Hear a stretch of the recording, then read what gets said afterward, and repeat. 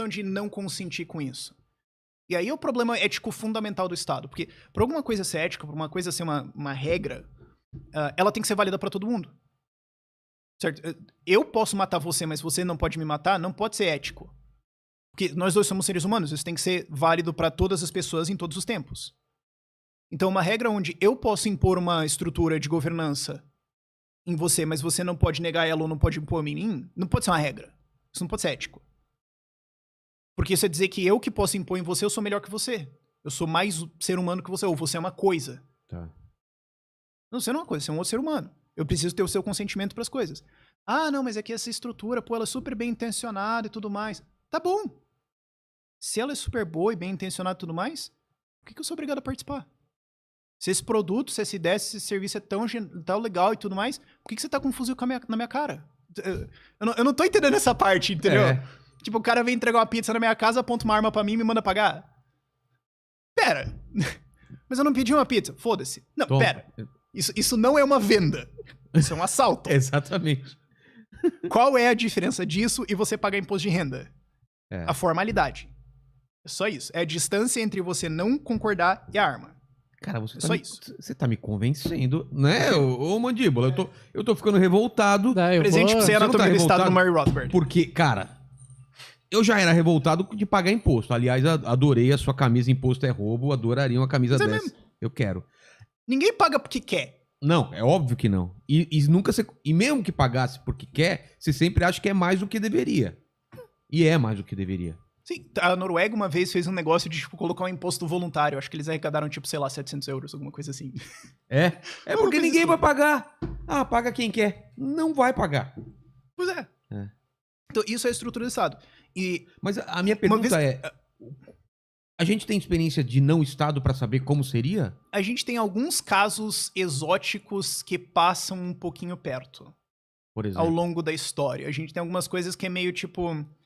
E nenhuma delas é uma ideia do que os libertários defendem. Tá. São só experiências. Tem um livro muito bom do David Friedman, que é Legal Systems Very Different from Ours. Alguma coisa assim, não tem em português, mas sistemas legais muito diferentes do nosso. Que ele estuda outros sistemas legais que existiram no mundo. Um deles, um exemplo famoso, é o que aconteceu na Islândia medieval, mais ou menos no período do ano 900 até 1200, 1250. Durou 350 anos, o que é mais do que a duração dos Estados Unidos hoje. Era um sistema onde não existia um presidente. O judiciário era essencialmente os donos de templos, não porque eles eram figuras religiosas, mas porque eles eram figuras de referência. Então você ouve eles resolvem disputas, e o legislativo estava literalmente à venda. Porque o legislativo era quem eram os donos de templos e você podia comprar e vender um templo. Então qualquer pessoa podia comprar um assento no parlamento, e o parlamento podia então passar uma lei. Se você não gostou, você podia comprar os assentos de volta e despassar ela, um negócio maluco pra caralho. E funcionou por 350 anos.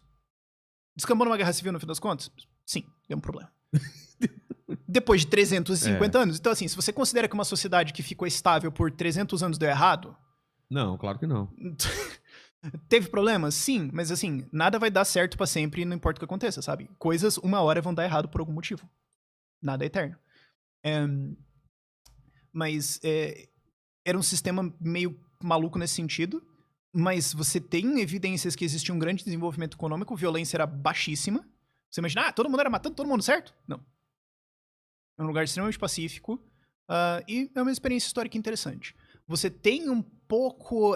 aí é pouco difícil as fontes, porque você tem a experiência da Irlanda medieval, que deve ter durado alguma coisa ao longo de 1000 anos, mais ou menos, mas é que a gente não tem os registros escritos.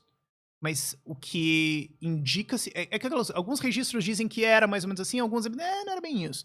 Mas era assim, pessoas escreveram isso, tipo, 200 anos depois, baseado em o que elas ouviram. Então, Mas era um sistema era um sistema cultural, em que quem resolve disputas é um chefe militar. Ele tem pessoas armadas com ele que resolvem as coisas quando não se resolve na amizade, eles resolvem no vamos ver. Então, ele era o Estado.